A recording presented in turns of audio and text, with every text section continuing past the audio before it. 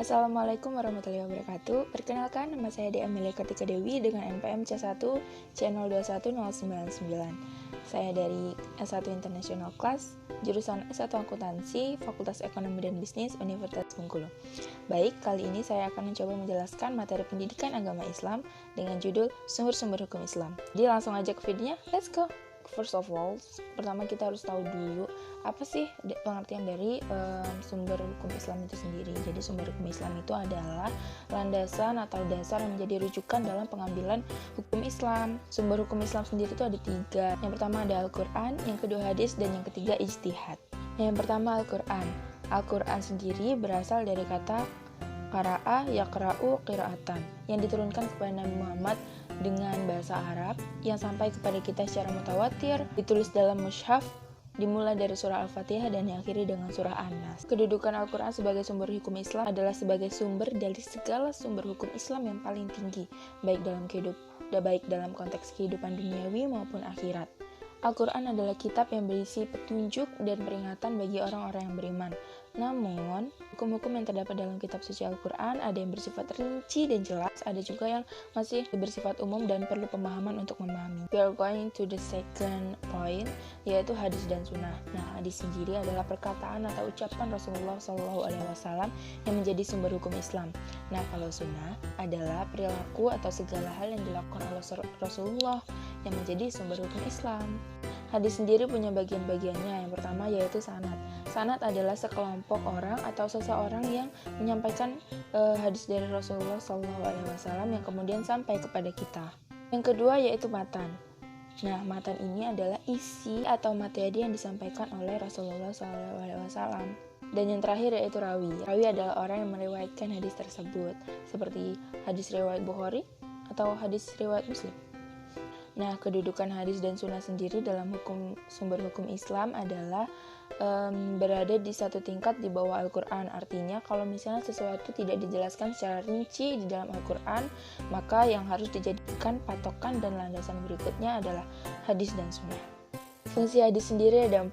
Yang pertama, menjelaskan ayat-ayat Al-Quran yang masih bersifat umum. Yang kedua, perkuat pernyataan-pernyataan yang ada di Al-Quran. Yang ketiga, menerangkan maksud dan tujuan dari ayat-ayat yang ada di dalam Al-Quran. Dan yang terakhir, menetapkan hukum baru yang tidak terdapat dalam Al-Quran. Nah, macam-macam hadis sendiri ada 3. Yang pertama yaitu hadis mutawatir, adalah hadis yang diriwayatkan oleh banyak perawi, baik dari kalangan para sahabat atau generasi sesudahnya. Yang kedua adalah hadis masyhur.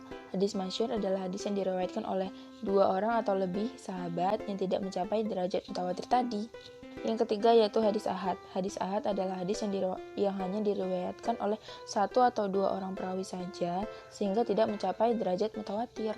Dilihat dari segi kualitas orang yang meriwayatkannya atau perawi, hadis dibagi menjadi 4. Yang pertama yaitu hadis sahih. Hadis sahih adalah hadis yang diriwayatkan oleh perawi yang adil, kuat hafalannya, sanadnya bersambung kepada Rasulullah, adil, terpercaya, dan tidak bertentangan dengan riwayat orang yang lebih terpercaya. Hadis ini dijadikan sebagai dasar dari beribadah atau hujjah.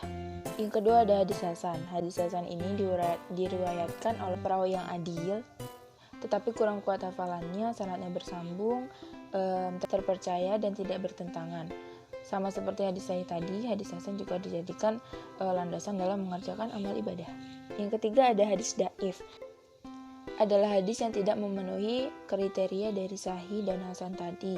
Para ulama menyatakan hadis ini tidak bisa dijadikan landasan dalam beribadah, tetapi bisa dijadikan sebagai motivasi dalam beribadah. Yang terakhir ada hadis mau'udhu. Hadis mau'udhu adalah hadis yang tidak berasal dari Rasulullah dan tidak bisa dijadikan landasan dalam beribadah. Sumber hukum Islam yang terakhir yaitu adalah ijtihad. Secara istilah, ijtihad itu berarti mencurahkan segenap tenaga dan pikiran secara sungguh-sungguh untuk menetapkan sebuah hukum. Orang yang melakukan ijtihad disebut mujtahid. Nah, untuk melakukan ijtihad itu sendiri punya syarat-syarat. Nah, syarat-syarat berijtihad itu sendiri yang pertama yaitu memiliki pengetahuan yang luas dan mendalam. Yang kedua yaitu memiliki pengetahuan yang kuat tentang bahasa Arab, ilmu tafsir, usul fikih, dan ilmu tarikh atau sejarah. Yang ketiga yaitu memahami cara merumuskan hukum atau istinbat, dan yang terakhir memiliki keluhuran akhlak yang mulia. Ijtihad memiliki kedudukan sebagai sumber hukum Islam setelah Al-Quran dan hadis. Ijtihad ini dilakukan kalau suatu persoalan ini tidak ditemukan hukumnya di Al-Quran ataupun hadis. Tapi ijtihad sendiri ini tidak boleh bertentangan dengan Al-Quran dan hadis. Nah, bentuk-bentuk ijtihad sendiri ada 3. Yang pertama yaitu ijma. Ijma adalah kesepakatan para ulama ahli ijtihad dalam memutuskan suatu persoalan atau hukum. Yang kedua ada kias. Kias adalah mempersamakan atau menganalogikan masalah yang hukumnya belum terdapat dalam Al-Quran ataupun hadis dengan masalah yang sudah terdapat hukumnya dalam Al-Quran dan hadis karena mempunyai kesamaan sifat dan karakter.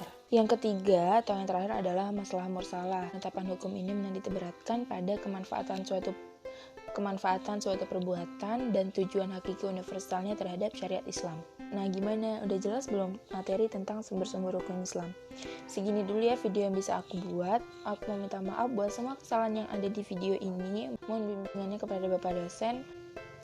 Saya akhiri, wabillahi taufiq wal hidayah. Wassalamualaikum warahmatullahi wabarakatuh. See you on the next video.